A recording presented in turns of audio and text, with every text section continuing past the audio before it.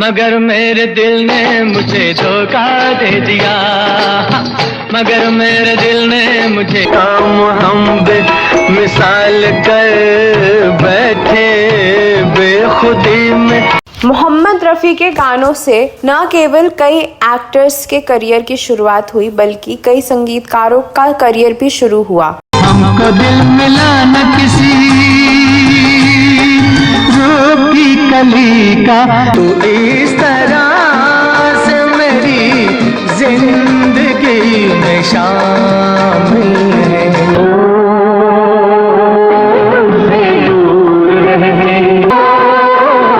यही नहीं, मोहम्मद रफ़ी के गानों के साथ ही कई गायक गायिकाओं के करियर का भी आगाज हुआ। कोई माने या ना माने, सच कह गए हैं लोग पुराने, पूरे का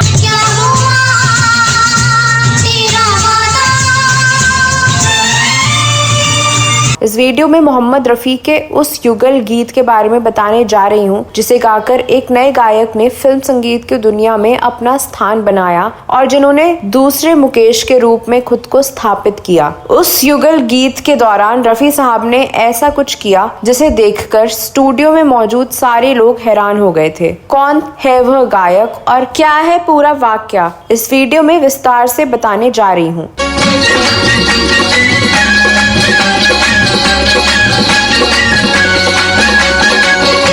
दोस्तों, साल 1969 में शशि कपूर और नंदा स्टारर फिल्म राजा साहब रिलीज हुई थी। इसका निर्देशन सूरज प्रकाश ने किया था, संगीत कल्याण जी आनंद जी ने दिया था। ऐसे हो क्यों चुपचाप से।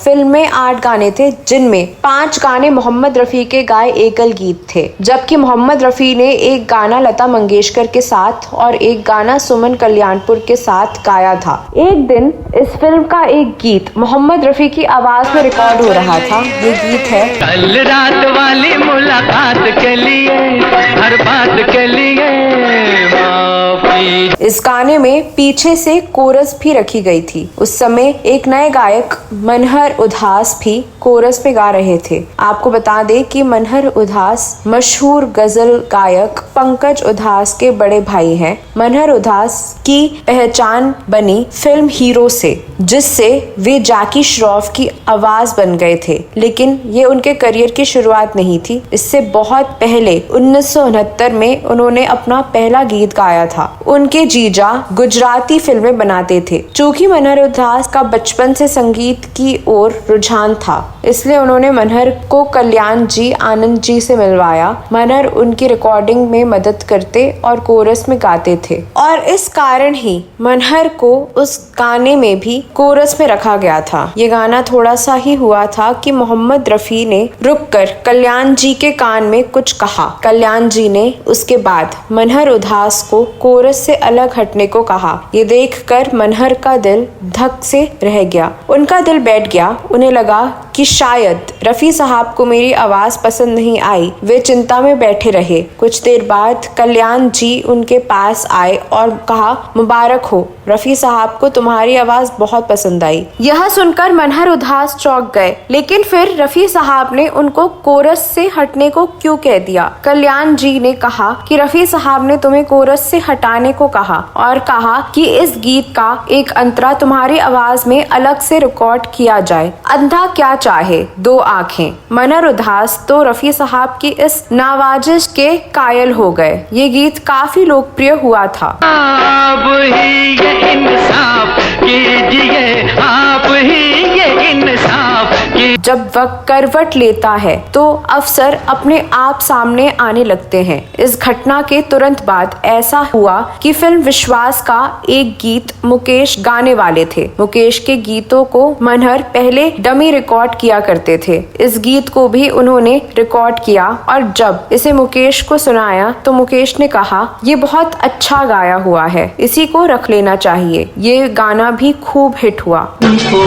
बिछड़े हुए एक ज़माने बना। गौरतलब है कि मनहर उदास की आवाज मुकेश से मिलती थी। मुकेश ही उनके आदर्श थे। मुकेश जी की बात मानकर वो गीत वैसा ही रख लिया गया और ये मनहर का पहला युगल गीत था सुमन कल्याणपुर के साथ, जो बहुत हिट हुआ। उस गुलशन को जिए हुए एक आपसे हमको बिछड़े हुए एक जमाना बीत गया। इसके बाद मनहर को एक और बड़ी फिल्म मिली जिसके संगीतकार थे S.D. बर्मन और गाना था लता मंगेशकर के साथ 1973 की फिल्म अभिमान का लूटे कोई मन का नगर। बड़े संगीतकारों के साथ काम करने और अच्छे गीत मिलने के बावजूद 70 के दशक में उन्होंने 4-5 गीत ही गाए। उनका वास्तविक समय शुरू हुआ 1980 में, जब फिल्म आप तो ऐसे न थे का गीत तू इस तरह से मेरी जिंदगी में शामिल है लोगों की जुबान पर चढ़ गया। इस तरह से मेरी जिंदगी में शामिल। इस गीत को रफी साहब ने भी गाया था। रफी साहब वाला वर्जन तेज गति में है और मनहर वाला धीमा है, लेकिन लोगों को मनहर वाला वर्जन भी खूब पसंद आया और उन्होंने फिल्म संगीत की दुनिया में अपनी खास जगह बना ली। जिंदगी